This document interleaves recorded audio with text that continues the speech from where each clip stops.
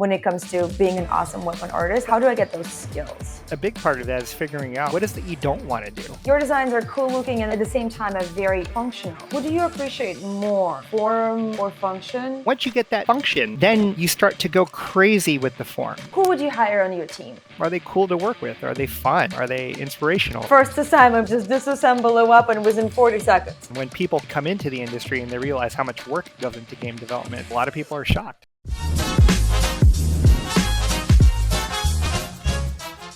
Hi everyone, my name is Ninali Anderson. I'm CEO at Devoted Studios and I'm your host at Devoted Speakeasy. Today we have an amazing guest, Ryan Lastimosa. Hi Ryan. Hello. Hi. Ryan has an extraordinary career. He has worked on both the major titles at Respawn, which is Titanfall and Apex Legends. And prior to that, Ryan was a senior artist at Infinity Ward working on Modern Warfare, right? Yeah, that was Call of Duty 4 and Modern Warfare 2. I would love to get to know a little more about how you build the team, because I've read quite a lot about the success that you've been having was building weapon teams and hard surface teams at Respawn. And there is even an article of how the collaboration works between the concept artists, the modelers, everyone. Like I mean, the weapon design is one of the key things that makes a shooter game as exciting and as monetizing as the shooter games are, right? So I would love to learn a little more of how does the collaboration between the team members on the weapon team design works, as well as how does the culture in that team work? Like, is everybody like gun shooters and you guys go on a range every week to kind of get to know like what's the most functional and cool experience when it comes to guns? Like, tell me more. Specific when you're talking about weapons, you have to know how they work, right? You have to understand the functionality and how things operate. And it isn't just limited to weapons. I think it's limited. I mean, it's expanded to, how does a car work and how does the engine work? In order for us to understand like the scientific principles and functionality of these things allows us to be better developers, because now, since we know how something works, we know how it could be successful or it could fail in the real world. We know how it could be ergonomically efficient or a pain in the ass. So then we have this information that exists in the real world, and then we apply it to the game. We apply it to the games that we create. A specific weapon, right? Like if a specific weapons platform operates in a way where it's known to fail or it's known to be very speedy as far as manipulating, reloading, firing, then that's something that we showcase in our games. We get that specific mechanic and we utilize it in the concepts that we have. We carry over those concepts that are like successful and we put those into the weapons that we currently have in Apex or in Titanfall. And we make sure it's something familiar enough that when somebody picks up this specific weapons platform in-game, they say, oh, I immediately know what that is.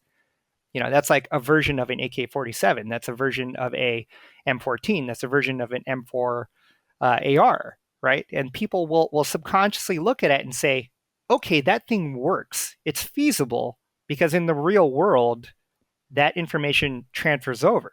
So when we put that into a game, that's where we get a lot of our success from when we're working with a lot of our animators and designers and effects artists, is that we want to make sure that things feel real and believable. I can see how that could work for more, let's say, a Call of Duty game, right? But when it comes to the games like Titanfall or Apex Legends, I mean, the majority of the stuff is more futuristic. Yeah, absolutely. Like it's more futuristic, it's science fiction, it's concept, right? It doesn't necessarily exist in the real world. But, when we were developing Titanfall 1 and 2, we would joke all the time and just say, we should patent some of this stuff because some of the stuff we could make in real life, like if it doesn't feel like it's feasible and can exist in the real world, then it has no place in the universe. There's a research program called DARPA that exists. And, like Metal Gear made that very popular, right? I'm here to save you. You're the DARPA chief, Donald Anderson, right? But we used to joke and say like, oh, if it can't exist inside of a DARPA video or a DARPA document, then it doesn't exist within Titanfall, because it needs to be grounded in science. It needs to be grounded in functionality. That's why when it comes to like um, good science fiction is usually grounded to where you can break something down and say, oh, okay, that's why that thing works. You can break down the mechanics of a specific object, or like, yeah, like, since we're talking about weapons, you can break down a specific weapon and say, oh, that's why that works, is because there isn't any like, BS that's attached onto this weapon. Every single thing on it, like, is functional. You mentioned about the function as a part of something that is very important when it comes to creation of weapons. As a designer yourself, who has created so many cool looking, and if you guys have not seen Ryan's art station, please go. It's just mind blowing. Your designs are cool looking and at the same time are very functional. What do you appreciate more, form or function? As there are artists who understand the functionality but don't have a very original shape. Sometimes it's other way around. There are some artists who create awesome designs but they're not really fully functioning. Like, who would you hire on your team? Like a more functional design artist or a more cool looking? I have to like, make make a firm stand and say it needs to be balanced. Like well, especially if you're working on a sci-fi title, which is things that we're working on over at Respawn. It has to be balanced. Like, people have to have a firm understanding of mechanics and functionality, and once you have a firm understanding of that, then the form will follow. Like, form will always follow function. If you create something and you start with form first, it once you create that form and you put it in your hand, like let's say you print it out and you use it in real life, it's not really going to work. Ergonomics are all based on body mechanics, positioning of like your certain appendages, or just a bunch of different things. And like when it comes to like specifically like firearm technology, that stuff has been developed over like hundreds and hundreds of years, to a point where it's gotten to a spot where the ergonomics of a specific thing, uh it's tried and true, it's proven. And once you get that function down for that specific thing, then you start to go crazy with the form. You start to go crazy, and you start to like embellish a little bit more and get way more creative with the form, because now, since you have your basis in functionality, then your execution is like, the possibilities are endless, because since the form is there, since the function is there, then you can just go as far as you possibly want when it comes to the creativity. So a case in point is a lot of the the weapons that we've done for Apex Legends, right? So with Apex Legends, we got a lot of the weapons from Titanfall 1 and 2, brought that into Apex Legends, and then we have different tiers of rarity, right? So you have your commons, you have your rares, you have your legendaries, right?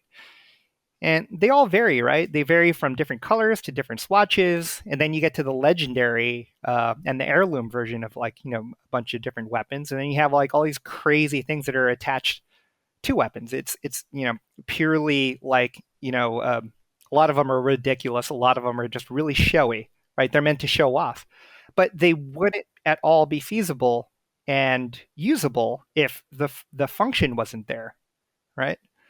So it needs to be grounded. So it seems like if I want to be a weapon, so for example, I'm a hard surface artist and I want to transition from general hard surface to a weapon artist. And it seems like function is the key thing when it comes to being an awesome weapon artist. Like, how do I get those skills? Like, do I go study as an engineer? Do I pick up engineering classes? So, if someone wants to transition from a hard surface artist moving specifically into a hard surface artist, I think the steps that they need to take is you get a concept, or you get like a specific weapons platform. Like, let's just use an example, like the AR weapon platform, right? How does it work, right? If you ask somebody what the different buttons or what the different knobs on a weapon is for, and you ask them why it's there, and they tell you why, then that gives me an idea that this person knows what they're talking about, right? It, like, what is the knob like next to the brass ejection on the right side of an AR? It's like it's a forward assist, right? If somebody says like they explain like, oh, what is this thing used for, and they give me that answer, then it tells me like, okay, this person has done the research and they know what they're talking about. It also helps for me to know and for my team to know that if someone can disassemble and deconstruct a specific weapons platform or like a hard surface object, they know how it works, right? If they know how it works inside and out, then they can build it back up again. I imagine there is like a shooting range, and the first assignment before you go into an interview is just disassemble a weapon within 40 seconds.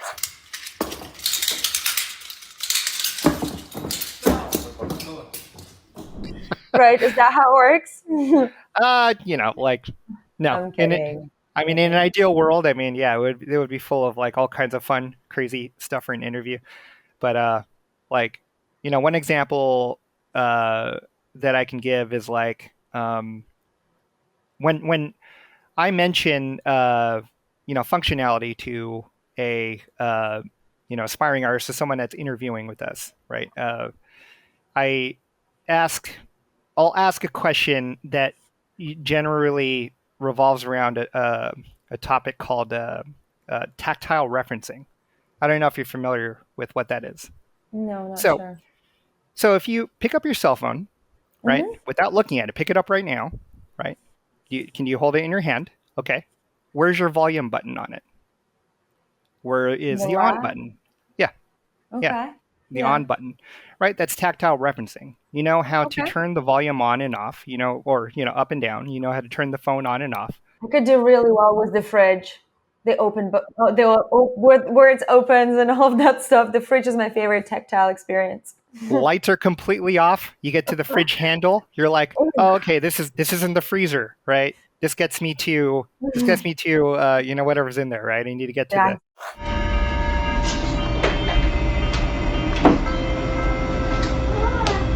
You know where the handle is. You know how to access it because now you have a point to reference from where now it's economy of motion, right? So in going back to the whole tactile referencing with the phone, you can operate your phone while you're scanning the world. You don't have to look at your phone. You know how to turn it on. You know how to. There's a lot of things you could do without looking at it, right? So that concept applies to firearms in first-person shooters because you're not looking at the weapon that's in front of you. And also, when you're using this weapon, at a shooting range or whichever application you would have to use a firearm in, you wouldn't necessarily be looking at the weapon the whole time. You're scanning. You're scanning, your horizon. You're looking for targets. You're looking for threats. Same thing applies, right? You need to know where everything is on this specific weapons platform in order to operate it. But at the same time, you need to analyze like the threats that are around you. So like when someone comes in and interviews, like I'll try to like see if I can, kind of tap into how their brain works. And if they're familiar with something like, like tactile referencing, I might not necessarily use that specific phrase, but I'll ask them about it and see if there's any familiarity there. When you're designing weapons, right? You're designing hundreds of weapons for Dickens, if not thousands, right? With all the different skins and variations and stuff like that. So do you know before the game is released which weapons would be like the top seller or the top beloved ones by the audience, or you cannot know that until it's released? And if you know, would you want to share certain elements that make them stand out, would make them badass? When we're developing Titanfall 1 and 2, specifically with Titanfall 1, we had to create a specific archetype of a weapon. Archetype of a weapon is just similar to what we used to do in Call of Duty, where we have like the M4, which is a low caliber, fast rate of fire assault rifle, right? So we wanted to recreate that in Titanfall with the R101 and all the way up to the R301 platforms that we use in Apex Legends. we wanted to, have a version of the AK-47 in Titanfall. So we created a version called the Flatline, which is very similar to the behaviors that we apply to an AK-47. High caliber, low rate of fire type of AR. And we created those archetypes, and we decided that, like, okay, if we're going to create these archetypes for these weapons and we want to start building on top of them, to answer your question, it's just figuring out, what role do these specific weapons play? What role does a character play? What role does a vehicle play? Right? We need to figure out what are the problems that we're experiencing within the game, and then try to solve them with an asset. So wait, Yeah. if I wanted to get hired on your team, like, how would you hire? Who would you hire? What are the things or skills and abilities that you would be looking in the people? What are the culture attributes, communication attributes that you would be looking in them? I think, people on our team just have to, be at, the top of their game. Oh my!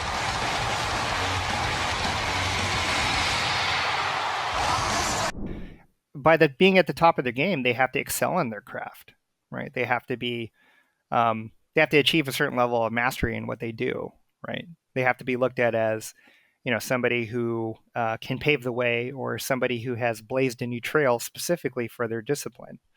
And in addition to that, can we work with this person, on a team? Can this person give feedback and receive feedback? Can this person indicate and identify a problem, but also identify a solution, right? Like, because it's easy for a lot of people to say, I don't like it, right? And you ask them, like, okay, what didn't you like about it? And people can go on and on about the things that they don't like, but then you start to ask them, like, okay, what would you do to fix it? Let's say you had like a magic wand. What would you do to fix it, right? And that's like the type of thing that cultivates a positive reinforcement of feedback culture. Like, you look at something objectively and you differentiate the objective conflict versus the relationship conflict, and you split those two, and you make sure that the objective conflict is, like, firmly established that this is the problem that we have, and this is what we should do as a team to fix it. And you're not saying you suck and I hate your face. You're saying, no, let's work together and let's fix it, right? Before interviewing an artist onto your team, are you looking at their resume? Are you looking at the portfolio? Are you looking at both? And if so, give me like 4 things in their resume and 4 things in the portfolio that if they have that, you'd be like, okay, let's move to the interview. Yeah, like mastery of their craft is a big one. We want to indicate whether or not a candidate is committed to a team. Like, we don't want somebody who is like a contractor, that just wants to come on for like a month and then bounce to somewhere else. We want people that are invested over the long run. And also, are they cool to work with? Are they fun? Are they inspirational? Do they have cool hobbies outside of work that they can apply to, what they do every day? Like, do they communicate well? Do they interact well? These are all things that, we don't necessarily specifically drill into any particular thing, but we look at it as a whole package. Sometimes, like, somebody might not even have a lot of experience in gaming, but their life experience could, completely overshadow what they can contribute, right? And we've actually done that a handful of times where we've hired, people specifically from VFX that just wanted, or film VFX that just wanted a break, and it's like, all right, let's go, like, let's see what you got, and then, they come aboard and they just absolutely kill it. There's this study that came out just recently about the consumption of entertainment, and obviously when it comes to like Gen Z and like earlier generations, or the upcoming youth, The 24% of the time that they spend when it comes to entertainment is games, and is much higher than any other forms of entertainment. And those numbers are getting higher and higher in other generation, especially due to pandemic, where people were, didn't have any other entertainment or form of collaboration, right? If we used to see more of, movie companies getting licenses of video game companies and bringing those into life, which is happening quite a bit right now. So how close you think we as gaming companies are to take over the movie world, and movie world not becoming obsolete but becoming very much secondary? Everything has its place, right? Like, you know, games are going a lot of places. Film has been around for over a century. As an artistic medium, like, yeah, they all have their place. Film is linear, right? There's a beginning, middle, end, right? With games, it's very non-linear. There's more interactivity, right? Like, it depends on what people um, feel like they're drawn to, right? What do they consume the most? I think with millennial, or all of our generations that have grown up playing video games, it's completely natural for us to want to interact with things, and want to be able to interact with the environment that we're exposed to, right, through a game, or some type of like VR type of environment. I don't think it's going to become a thing where it's like games are going to completely destroy films. I mean, I think, like, as far as revenue is concerned, like, games are already there. Um, but it just ultimately comes down to what do the people want? You know, I just wonder how the collaboration is going to be in the industry, right? I mean, there already the length of the entertainment that is consumed by people, which is what TikTok and Instagram videos, right? And with all of us having the assets already, would we need to license out the as it's currently standing to the movie companies to create certain experiences, TV shows, or things like that? Or was using the technology that we have and using tools for virtual production, doesn't have to be Unreal, maybe other engines are going to come up with their own stuff. Can we accompany the gaming experience that we release with certain I don't know, not cinematics, but like cutscenes or certain episodical stuff that could cater to both gamers and people who don't want to having a gaming experience but also want to be a part of the universe? Like, is that where video games are going, or you think we're not there yet? Like, oh yeah, I think we're totally there. You look at like real time rendering. Like some of the stuff that they're doing with Unreal on Star Wars. Like, absolutely fantastic work, right? You're doing like real time VFX. On on a TV show on Disney Plus, right? And they're utilizing a real time game engine, to visualize some of this stuff. And I think a lot of it just comes down to how do we progress each medium forward with the technology that we currently have. The bigger question for me is how much are people consuming, right? mm, That's the question that I have, because as when I tell people I'm a game developer or an artist, people will say, "Oh, so they'll reference Grandma's Boy for one." Let's do it. The levels, I mean, not sex. Grandma's Boy wasn't how game development is in the real world, right? Like, you don't sit there and you don't play and test all day. It's actually a lot of hard work. It's a lot of critical thinking. my favorite question. Anytime I tell I work in video games, people get very confused, and then the next question is like, oh, so do you play a lot? I'm like, you guys work the majority. I mean, I live in Los Angeles, so the majority of Yeah, people I know work in movies, right? And yeah, I'm like, do you watch a lot of movies? Like, is that the next question that you're yeah. expecting? No. Yeah. You work at McDonald's. Do you eat a lot of McDonald's? It's like, Right? But yeah, when it it's comes like, to games, okay, it's like that's what they ask. Like, yeah, that's yeah. how the world of video game creation look like: butterflies and It, unicorns and a lot of play. it's it's tech development. It's software development. When I explain that to people, like, it's software development. It's a lot of like event planning, because you have to plan a specific type of experience for somebody. Once they get into a level, you have to plan it out all the way to the end, and it's kind of like you're creating a ride for somebody. And then, like the people that are additionally curious, you have to tell them like, okay, there are people that specialize in making fire or making, environmental like assets like rain and wind. There are people that build mountains and buildings. There are people that have to make sure that when you're standing in a certain area, like, the thing pops up in your hand, right? There are so many different disciplines when it comes to game development that, when you take a step back from it, it's a major operation.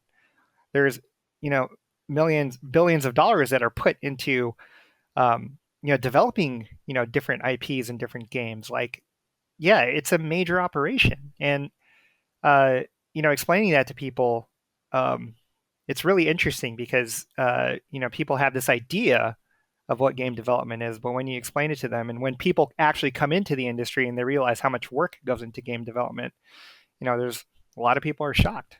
If you were an artist, what would you want to learn from you that would actually like really help you to develop and grow your career and make it just life less miserable as an artist? In order to become a better artist or a better game developer, a better game artist, right? You have to, you have to know what your objective is. Do you want to work for a company like Respawn Entertainment? Do you want to work for, a studio that does like, fantasy hack and slash games, right? And also a big part of that is figuring out what is that you don't want to do. When I went to school, I started off by wanting to be a 2D animator, right? That was like the first thing I wanted to do. And after doing that in school for a little bit, I realized, nope, that's not for me. That's not the thing I want to do. Stop it. Get some help.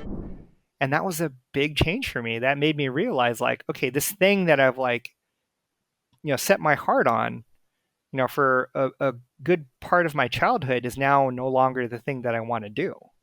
I decided to go into 3D. I never thought I would get to where I am now, being an art director and being a creative director. I just wanted to create. I wanted to create cool and awesome things that people would appreciate, right? So knowing what your objective is super important. Like, what kind of games do you want to make? What kind of films do you want to make?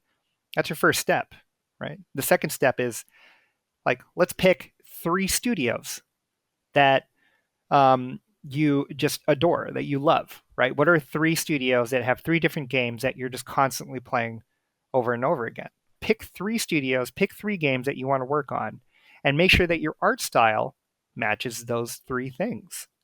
Once you get there, and then, whoever's doing the hiring, they see your work and they'll say, oh, this person can do the job. Immediately, that's already opening up an opportunity for you. Like, it's unrealistic to think that you can just sit there and create something and work on an asset like, for a whole week straight and then move on to the next one. Like, that's just not realistic, and it's also not healthy.